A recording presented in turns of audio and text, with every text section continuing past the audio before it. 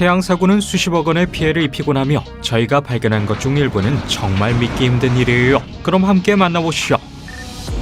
2012년 8월 15일 14명의 중국 운동가를 태운 홍콩 어선이 분쟁 지역에 들어와서 일본 해양경비대 순찰선 2척의 추격을 받게 되었는데요. 2척의 배가 어선을 양쪽으로 둘러싸면서 성공적으로 포획할 수 있었죠. 터키의 선박 해체장에 아주 과감히 들어서는 28,000톤급 MS 오스텐드 스피릿의 드라마틱한 장면을 만나보세요. 배는 경적을 울리며 최고 속도를 내면서 두 배를 뚫고 해안가로 달렸는데요. 선장은 술을 마시거나 길을 잃은 게 아니에요. 배는 폐기될 예정이었고 의도적으로 배를 댄 것이죠. 2019년 이탈리아 베니스에서 거대한 13데크 유람선인 MSC 오페라는 엔진을 통제할 수 없었고 이로 인해 선착장과 리버 카운티스라는 배와 충돌했어요. 사고 영상에서 MSC 오페라는 경적을 울리며 선착장과 부딪혔고 리버 카운티스의 측면을 마치 종이나 플라스틱처럼 긁어버렸으며 배에서 사람들이 도망쳐 나오는 장면이 포착되었죠. 유람선은 크레인을 이용하여 대형 선박에 실려 운반되고 있었는데요. 갑자기 고정장치가 풀리는 바람에 보트가 50m 높이에서 떨어져 뒤집혀지고 말았어요.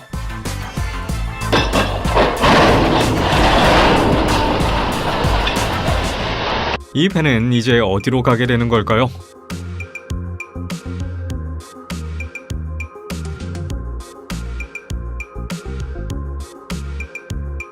쌍동선이 지나가고 있는데 다리는 안 돼 라고 말하는 것 같네요. 배의 돛대가 다리에 걸리고 말았지만 다행히 돌아갈 수 있었어요. 이 영상으로 보자면 누군가 심각한 피해를 입힌 것처럼 보이는데요. 벽이 과부하를 견딜 수 없었던 것으로 보여요. 수많은 석탄이 바다에 부어지는 것으로 모자라서 얼마 후 불도저까지 바다에 빠지고 말았죠. 플로리다 출신의 부부가 끔찍한 광경을 보게 되었는데요. 로얄 캐러비안 이코넉스 유람선이 230만 달러짜리 집으로 돌진하고 있었죠. 7층짜리 집만한 유람선이 집을 덮치기까지 몇 분밖에 남지 않았지만 다행히 선장이 후진을 시킬 수 있었어요.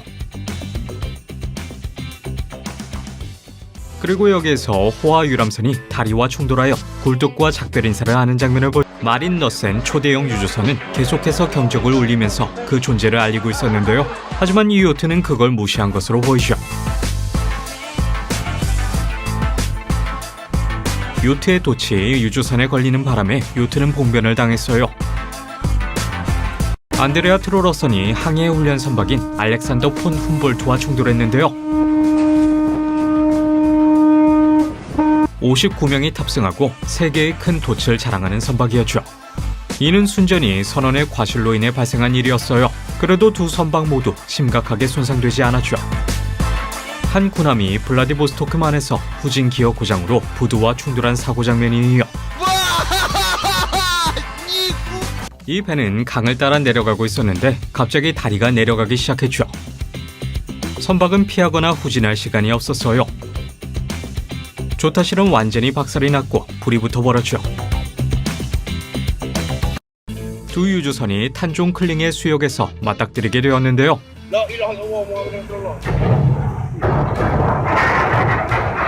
MV 오션라인은 MT 스트로보 코스의 좌현 중앙 쪽을 들이받아버렸죠.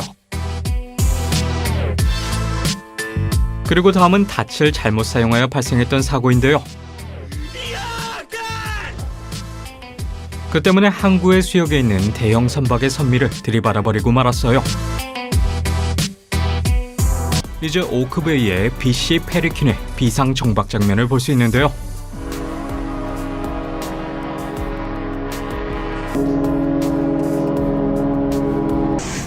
한 컨테이너선이 세마랑의 탄중 에마스 항구의 부두와 충돌했을 때 사고 장면을 만나보세요.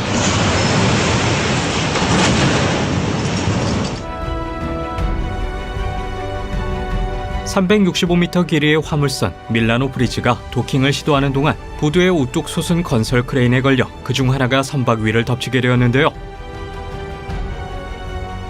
밀라노 브리지의 사고는 또 다른 선박인 시스판 겐지스에도 피해를 입혔죠. 방대한 가스와 석유의 잠재적 매장지인 동중국해의 분쟁 지역 섬 근처의 사고 장면인데요. 중국 어선이 일본 순찰선과 충돌한 것이었죠. 이 사고는 두 아시아 국가 사이에 외교적 갈등을 불러일으키는 촉매제가 되었죠. 일본은 트롤 어선의 중국 선장을 구금했는데 그는 곧 중국의 영웅이 되었어요. 대두를 운반하는 바지선의 35세 항해사가 선박의 통제를 잃고 다리 기둥 중 하나와 충돌하여 다리가 무너지게 되었는데요.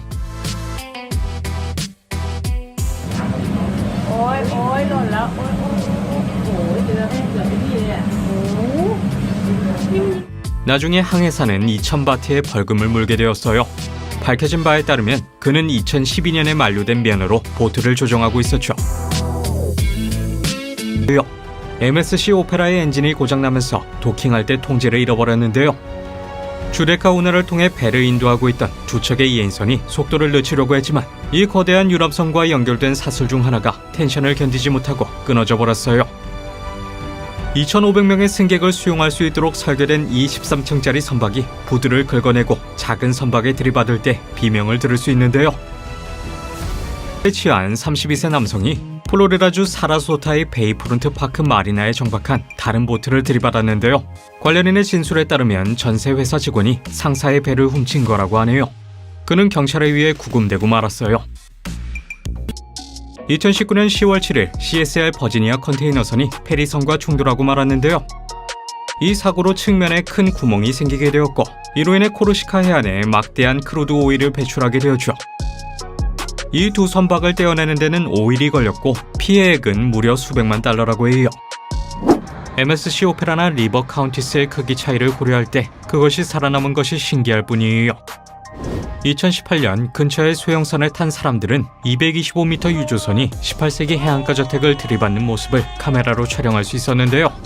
피터 스피릿은 멈추기 위해 닻을 내려놓은 것으로 전해졌지만 실패했고 이 역사적인 주택을 들이받으며 지붕을 찢어버렸고 건물의 코너를 들이받았어요. 10년 2월 24일 거대 유조선 스텔라 배너가 땅에 좌초했고 무거운 우현이 물속으로 기울어졌는데요. 선원들은 대피했고 선박이 다시 떠올라서 인양팀이 3,500톤의 연료유를 빼내고 무려 27만 5천 톤의 철광석 화물을 빼낼 수 있었어요. 그러나 배는 수리가 불가능한 것으로 밝혀졌고 의도적으로 절단되었죠. 44만 924톤급 선박이 물에 가라앉는 극적인 장면이 카메라에 잡혔고 배가 가라앉는 소리는 굉장히 놀라워요.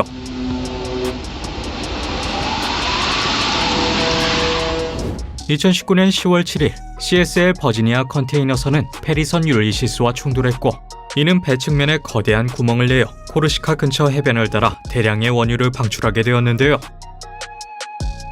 사고는 튀니지의 율리시스에 탑승한 감시관이 사고 당시에 통화 중이었고 CSL 버지니아가 특이한 장소에 정박했다는 것을 알지 못했기 때문에 일어나게 되었어요. CSL 버지니아는 또한 갑판 조명을 켜고 있었고 사고 1시간 전에 페리의 레이더에 의해 감지되었는데요. 두 선박을 분리하는 데는 5일이 걸렸고 수백만 달러의 피해가 발생했다고 해요. 다음으로 큰 선박 사고는 3만 9천 달러의 대형선 요기에게 일어났는데요. 헬리콥터에서 촬영된 영상에는 요기는 고르지 않은 바다와 악천후를 겪었고 승무원들은 대피하게 되었어요. 수백만 달러의 보트가 침몰한 이유는 엔진 과열 중 하나 때문이었고 선미의 문이 고장나서 물이 들어오게 되었죠. 두 번째 엔진이 고장나고 배는 결국 5시간 만에 침몰하게 되었어요. 전체 승무원들은 다행히도 부상을 입지 않고 구조되었어요. 2013년 3월 너무 가까이 접근한 두 척의 화물선이 카메라에 포착되었는데요. 57,770톤 규모의 백스 할릴 화물선은 베트남의 작은 화물선의 꼬리 근처에 있었어요. 작은 화물선이 무심코 방향을 바꿨을 때 일이 일어나게 되었죠. 경적을 울리면서 백스 할릴은 작은 화물선을 느린 속도로 들이받았고 이 장면이 카메라에 잡혔어요. 해양경비대가 달려왔고 다행히 아무도 다치지 않았지만 두 선박 모두에 약간의 피해가 있었을 것으로 추측되고 있어요. 2019년 12월 멕시코의 코수멜 항구에서 두 척의 선박이 충돌했을 때 배에 탑승한 승객들이 동요했는데요. 카니발 글로리는 도킹을 시도하고 있었는데 더 작은 카니발 레전드의 보우가 뒤쪽 끝을 가로질러 배의 일부를 긁어버렸어요. 아무도 충돌의 원인을 확신할 수 없지만 악천후와 강풍으로 추측하고 있죠. 다행히 누구도 심각하게 다치지 않았고 사고를 목격한 모든 승객들은 코수멜에서 즐거운 시간을 보냈다고 해요. 우수라는 유람선이 큰 화물 산적 바지선에 충돌하는 순간이 카메라에 포착되었는데요. 바지선의 노동자들은 살고자 도망치기 시작했고 거대한 크레인 중 하나가 무너져 화물로 떨어지면서 불이 나기 시작했어요. 폭풍우와 거친 물살이 사고의 원인으로 보이는데요. 물론 이름처럼 엑셀런트한 모습은 없었죠. CCTV 영상에서 한 대형 화물선이 도킹된 더 작은 선박을 곧바로 향하고 있는데요. 이윽고 작은 선박을 들이받았고 그것을 마치 알루미늄 캔처럼 찌그러뜨렸어요. 해변에서 쉬고 있는데 거대한 화물선이 여러분을 향해 오는 걸 본다고 상상해보세요. 이 선박은 다가오는 것을 멈추지 않았고 용감한 사람들은 눈앞에서 그것이 가까이 다가오고 좌초하는 모습을 지켜봤죠. 사실 이 선박은 해체되기 위해서 의도적으로 좌초된 것으로 밝혀졌어요. 이 영상에서 한 화물선이 너무 가깝게 지롤라타 화물선 옆을 지나가려는 것을 볼 수 있는데요. 간신히 빈틈을 우겨넣은 것처럼 보였지만 곧 사고가 발생했죠. 지롤라타의 뒤편이 지나가는 선박 측면의 구명선들과 부딪혔고 물속으로 떨어지게 되었어요. 누구도 다치지 않았지만 심각한 피해가 있었고 그리고 누군가에겐 해명할 거리가 남게 되었죠. 꼭 선박 사고는 바다에서만 일어나는 건 아닌데요.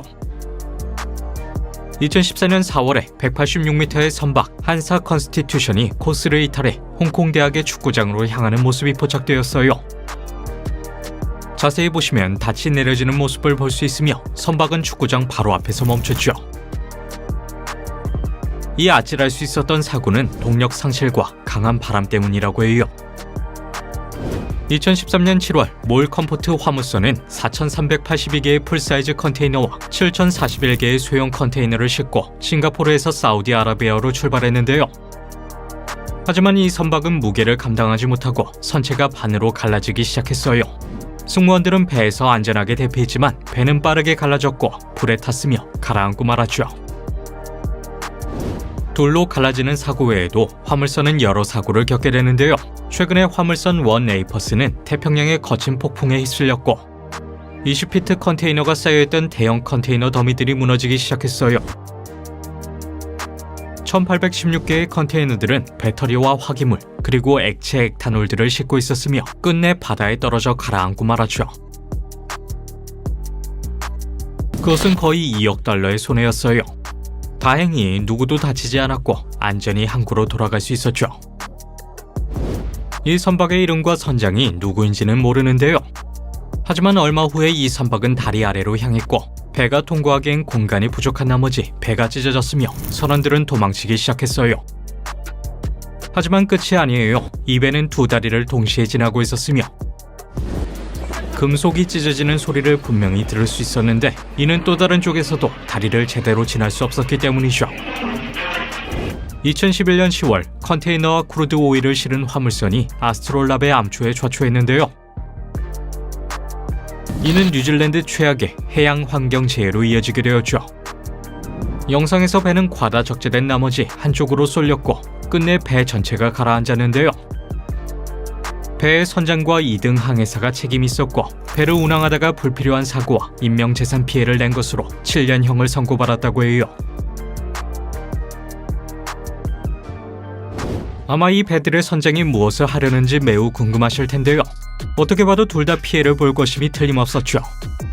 12,700톤의 대형 적재 선박인 엘라니스와 14,000톤의 벌크선 플로렌스 스피릿은 서로를 똑바로 향하고 있었고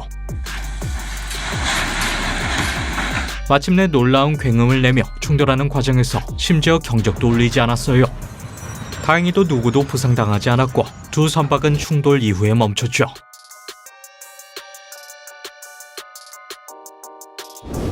보너스 주제.